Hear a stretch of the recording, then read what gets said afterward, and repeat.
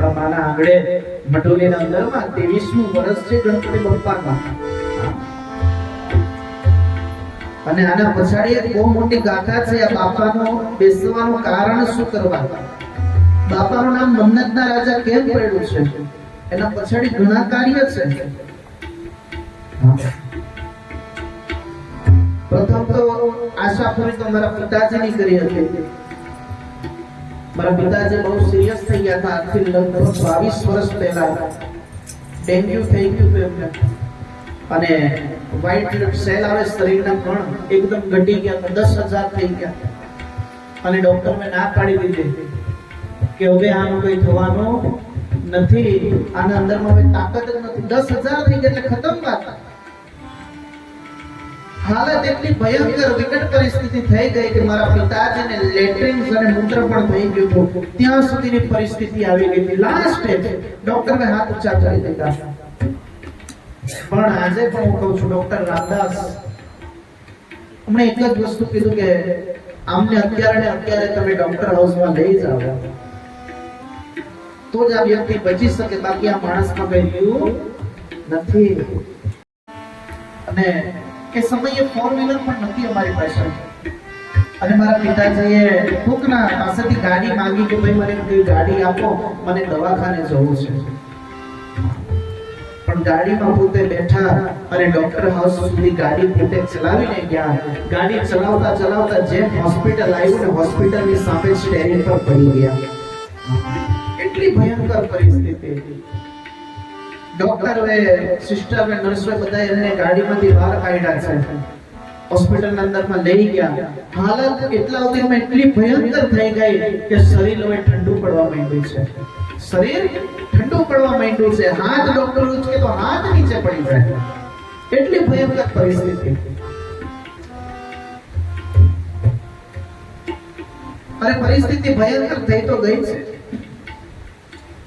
અને કહેવાય કે પરિસ્થિતિ એકદમ વિકટ પડી ગઈ, એકદમ દયનીય થઈ ગઈ. હવે ડોક્ટર કહે છે કે આનું રહેવું મુશ્કેલ છે, બચવું મુશ્કેલ છે. અને ત્યારે ડોક્ટર હાઉસમાં જે બાપાની મૂર્તિ છે, પ્રતિમા છે ગણપતિ બાપાની, ત્યાં હિન્દુબા ખૂબ દાદાને પ્રાર્થના કરી કે દાદા અમારું આ દુનિયામાં કોઈ નથી, અમારું આ દુનિયામાં કોઈ નથી, નાથ તારા વગર કોઈ નહીં અમારું. અને જે સ્ત્રી નો ધણી જતો રહે ને પછી સ્ત્રીને જ ખબર પડે એનું જીવન કેવું હોય.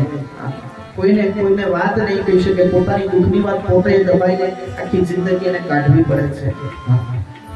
જ્યાં સુધી સ્ત્રીનો પતિ હોય ને ત્યાં સુધી સમાજને ખૂબ આવકાર આપે, ખૂબ સત્કાર આપે, પણ એ સ્ત્રીનો ધણી જ્યારે જતો રહે તો સમાજ પણ એનો તિરસ્કાર કરવા માંડે છે.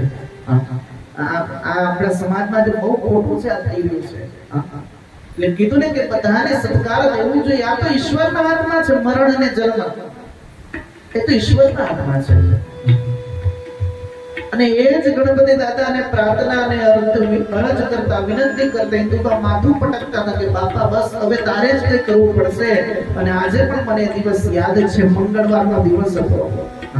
બાપાને પ્રાર્થના સોમવારે કરી ખૂબ રોતા હતા હિન્દુબા, કેમ કે ડોક્ટરે ના પાડી દીધી. 10,000 એટલે કઈ નહીં કહેવાય, પણ 10,000 વ્હાઇટ પ્લેટ કેટલા થઈ ગયા એ છતાં પણ એક પણ લોહીનો બાટલો નથી ચડવા દીધો ગણપતિ બાપા. કોઈનું લોહી લેવું નથી થયું.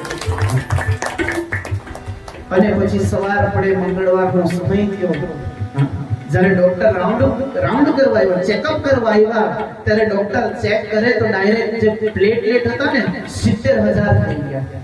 કેટલા? 70,000. ક્યાં 10,000 ને ક્યાં 70,000. અને ડોક્ટરે પોતાનું માથું પટાવ્યું કે જીવનમાં પહેલી વખત મારા કરિયરના અંદરમાં આટલી જલ્દી રિકવરી કોઈ માણસની થાય નહીં. નક્કી આ ઈશ્વરીય શક્તિ કોઈ કામ કરી ગઈ છે. એવું કરેલું દુનિયામાં કોઈ નહીં કરે. આ તો ગણપતિ છે, વિઘ્ન વિનાશક છે, વિઘ્નને ભરી નાખે.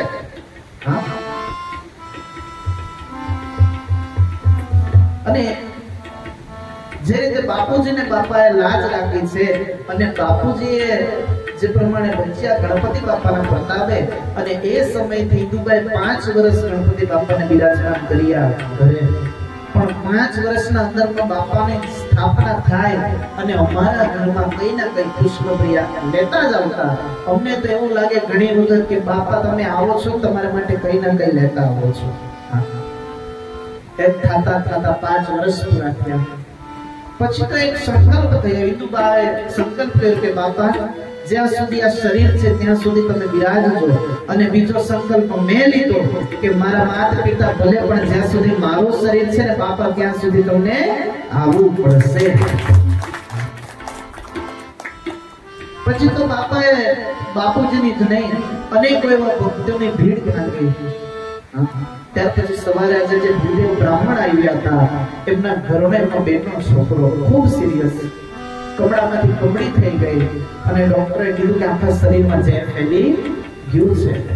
સતત 7 દિવસ સુધી આઈસીયુમાં હતા અને મહાગણપતિને લોકોએ મન્નત કરી હતી અને ભયંકર પરિસ્થિતિમાંથી બહાર આવ્યા અને એમણે અથર્વ શ્રેષ્ઠના યજ્ઞને પાઠ આપણા મંદિરે જૂના ઘરે કરવામાં આવ્યા હતા. એટલે બાપાએ એમની પણ લાજ રાખી, અનેકો ભક્તોની લાજ રાખી છે એટલે આપણું નામ મન્નતના રાજા રાખવામાં આવ્યું છે. એટલે કહેવાય ને કે આમાંથી એક ગીત મને યાદ આવે છે. ये चमक ये दमक फुलवन महक सब कुछ सरकार तुम्हीं से है, सब कुछ सरकार तुम्हीं से है. ये चमक ये दमक फुलवन महक सब कुछ सरकार तुम्हीं से है. मेरे नाथ तुम्हारे प्रताप से આપણે જે પ્રમાણે લીલા રહીએ છે ને એ પ્રતાપ બધો એનો જ છે. આપણે આખી જિંદગી કહેતા છે મેં કર્યું આપણે કઈ નથી કર્યું. કરાવનાર તો કોઈ બીજો છે, બસ આપણે માત્ર નિમિત્ત છે ને કરી રહ્યા છે. આપણને એ પણ નથી ખબર હમણાં અડધો કલાકમાં શું થશે.